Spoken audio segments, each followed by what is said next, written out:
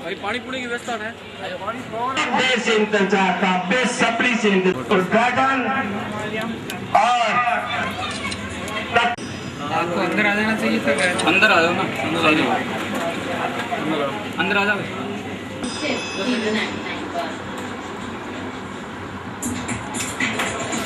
जो मुझे बोलने हो, लेकिन फिर भी मेरे मन की भावनाओं को आप निश्चित रूप से समझ रहे होंगे क्योंकि भूरी भूरी अभिनंदन। इसी क्रम में इस माननीय वरिष्ठ पत्रकार हैं, न केवल पत्रकारिता के माध्यम से इन्होंने जन धन में अलग जगह ठीक रहे, क्या कमजोर हो जाए तो प्रजातंत्र विखंडित हो जाता है। इसी रूप में सरकार की पब्लिक की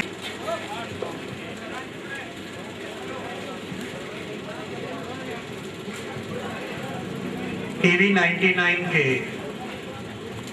क्षेत्रीय कार्यालय के उद्घाटन के अवसर पर आयोजित कार्यक्रम की अध्यक्षता कर रहे सम्माननीय व्यास साहब, मंच पर विराजमान हमारे क्रय विक्रय सहकारी समिति के अध्यक्ष और खाजूवाला के पूर्व सरपंच सम्माननीय भागीरथ जी जानी साहब, विराजमान युवक के केंद्र बिंदु बने हुए इस क्षेत्रीय कार्यालय का संचालन करने वाले दिलीप जी लोकपाल साहब और सोनू जी। अभी यहाँ आपके बीच जो एक पुनः अवसर मुझे दिया गया कि आपके बीच उपस्थित हूँ और इस शुभ दिन, इस शुभ कार्य के शुभारंभ का भी साक्षी बनूं। आज का दिन आप सब जानते हैं, अपनी मान्यता के अनुरूप नवरात्रों का प्रथम दिन है। हम शक्ति की आराधना करते हुए ये कामना करते हैं कि देवी हम पर कृपा करें, हमें ऊर्जा दें, हमें शक्ति दें और उस शक्ति को प्राप्त करने के साथ हम अपने परिवार की खुशहाली की न सिर्फ कामना करते हुए खुशहाली अपने परिवार में लाएं, बल्कि इस देश को भी तरक्की के पथ पर आगे लेने का है। इस भूमिका को आप बहुत अच्छे तरीके से निभाते हुए इस खाजूवाला और आसपास के इलाके को देश के नक्शे पर लेकर के आएंगे, ये मेरी आशा है। मैं आज क्योंकि आपके बीच पुणे आने का जो मुझे अवसर मिला, आप अभी यहाँ पर जो अपने विचार प्रकट कर रहे थे, सम्मानीय खत्री साहब ने अपनी कुछ बात बताई, समस्या का स्थायी समाधान हो। हालांकि जहाँ तक गैस वितरण की बात आपने बताई और कुछ बात को आप खत्री साहब स्वयं भी जानते हैं कि यहाँ पर जो एक एजेंसी एडवर्टाइज हुई थी उसका यहाँ जो इंटरव्यू वगैरह हो गए थे, उसके बाद में को खड़ा करके उस मुकदमे को आगे क्यों नहीं बढ़ाते और इसका स्टे को वैकेट क्यों नहीं कराते, ये ध्यान हम लोगों को भी करना चाहिए, मैं कहना चाहता हूँ। साथ ही उपखंड के हमारे यहाँ पर अधिकारी विराजमान हैं, जैसा आपने अभी कहा भी, सैनी साहब ने विशेष रूप से बात करी कि खाजूवाला में अभी उपखंड अधिकारी नहीं है और उनको पद स्थापित कराया जाए, तो मैं आपकी जानकारी में लाना चाहता हूं कि पद स्थापित तो हुए हैं लेकिन पदभार ग्रहण नहीं किया उन्होंने, ये एक अलग विषय है। तो पदभार ग्रहण करें, इसके लिए भी डीओपी का ध्यान आकर्षित करेंगे। लेकिन साथ में ये और कहना चाहता हूं, आप धीरे धीरे करके दूरियां बढ़ा रहे हैं, अच्छी बात नहीं। पहले आपके यहाँ पर एसडीएम बीकानेर में थे, आपको बीकानेर भी पास लगता था, उसके बाद में आपका तीनों इनका जो एक एसडीएम हो गया, आप धीरे धीरे करके दूर होते जा रहे हो। आप दूर मत हो, आप पास तो रहे हो। हालांकि एसडीएम की व्यवस्था कराई जाएगी और गूगल और खाजूवाला, और मेरे ख्याल में आप तो कैंप करते होंगे, यहाँ पर कैंप करते हैं ना? जी हाँ, जी हाँ। तो लेकिन स्थायी व्यवस्था की एक प्रशासनिक की भी, ये इतना जो बड़ा एक एसडीओ सर्किल था उसको आज इतना छोटा बना दिया गया है कि आजकल सरकारी व्यवस्था के अनुरूप हर तहसील मुख्यालय को एसडीओ मुख्यालय बना दिया गया है। उसका कारण यही है कि जो आज का समय है, विकास की जिस गति से सरकार काम करना चाहती है, जो नई नई योजनाएं लागू की गई हैं, उन योजनाओं की क्रियान्विति के लिए ऐसे अधिकारी भी वहां पर हों, इसलिए हर तहसील मुख्यालय को एसडीओ मुख्यालय भी बनाया गया है, जिससे न सिर्फ आपके कोई लिटिगेशन है उनका समाधान हो। तो मैं प्रयास करूंगा कि जो एसडीओ नहीं है, जिन्होंने पदभार ग्रहण नहीं किया, या तो वो आए या कोई वैकल्पिक व्यवस्था हो। एक विषय अभी आपने साथ ही आज ये जो क्षेत्र सीमांत क्षेत्र है, बात आ रही थी कि इस छोटी सी जगह पर ये इनका क्षेत्र दिन कार्य कर रहे हैं और इन कार्यों को सबसे ज्यादा गति दी गई थी वर्ष 1998 के बाद।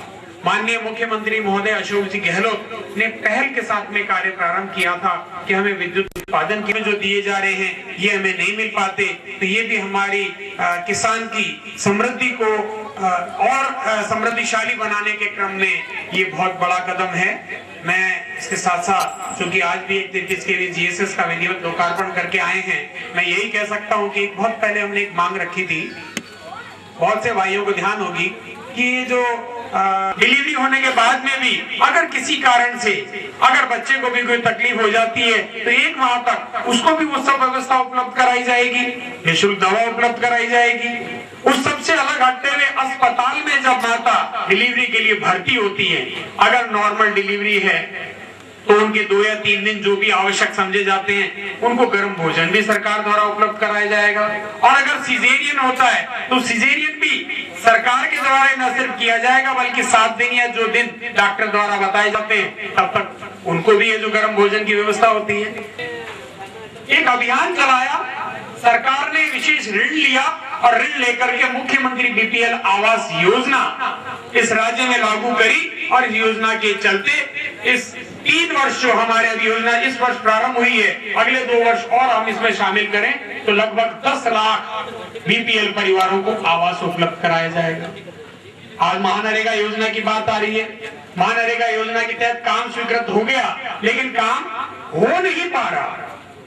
पैसे की व्यवस्था तो हो गई लेकिन पैसे का कि कार्य को करने की भावना और लगन, इन 2 का होना अनिवार्य है। हमारे जो जनप्रतिनिधि चुनकर के जाते हैं वो अगर लगन के साथ में काम करने की भावना रखें तो कार्य शीघ्र पूर्ण हो पाते हैं।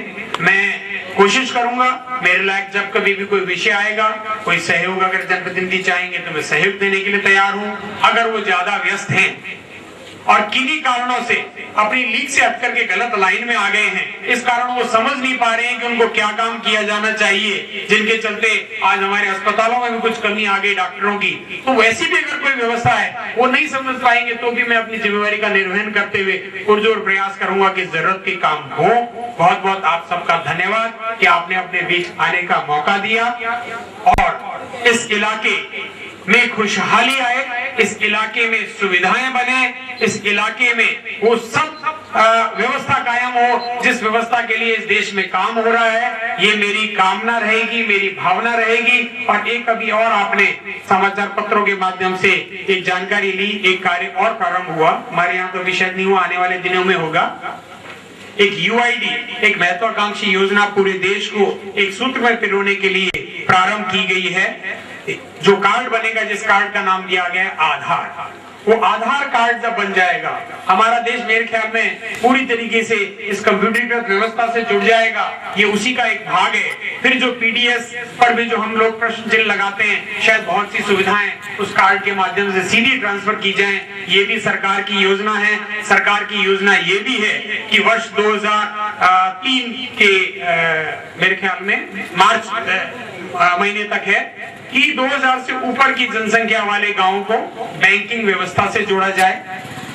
आने वाले समय में ये चिकित्सा और स्वास्थ्य के क्षेत्र में भी इसी प्रकार से चिन्हित करके कुछ और नई व्यवस्थाएं कायम की जाने वाली हैं। मैं यही कहना चाहता हूं कि इन सब का लाभ लेने के लिए आप लोग लगन के साथ लगे रहें। आने वाले 2 वर्ष इस देश को नई दिशा देने वाले हैं, देश की ग्रामीण व्यवस्था को बदलने वाले हैं, देश के शहरी क्षेत्र के अंदर भी कमजोर तबके का जो व्यक्ति है उसको राहत प्रदान करने वाले हैं। इसका उपभोग करने के लिए आप सब लोग जागरूक होकर के कार्य करें, ये मेरा निवेदन। प्रशासनिक स्तर पर बहुत संजीदगी के साथ आपके कार्यों का निराकरण हो, ये माननीय मुख्यमंत्री महोदय के निर्देश हैं। समय समय पर इसके लिए अभियान चलाए जा करके समस्याओं का निराकरण किए जाने के लिए कार्य किए जा रहे हैं। कहीं पर भी कोई कमी आए आप बताएं, उसका सुधार करने के लिए कार्य किया जाएगा। आप सबका यहाँ पर आपके बीच आने का मुझे मौका दिया और आप सब यहाँ पधारे, इसके लिए मैं धन्यवाद और आभार व्यक्त करते हुए सम्मानीय व्यास साहब से कहना चाहता हूँ कि आपने जो चलित करके जो लोकपाल साहब को यहाँ पर जिम्मेवारी दी है,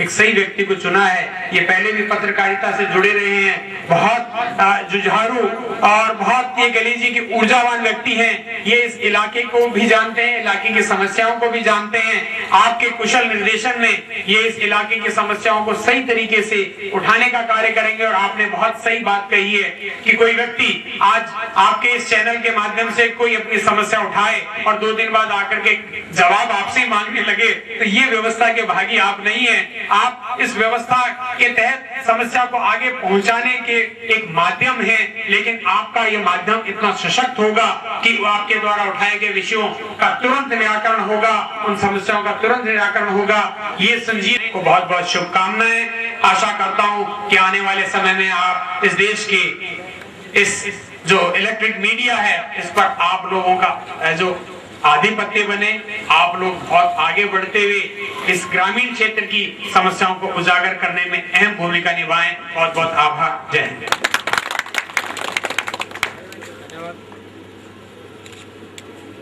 इसी क्रम में इस टीवी चैनल के जो मेट्रो एडिटोरियल चीफ टीवी 99 के हैं, माननीय श्री ब्रजेश जी व्यास साहब, मुख्य सचेतक वीरेंद्र जी बेनीवाल।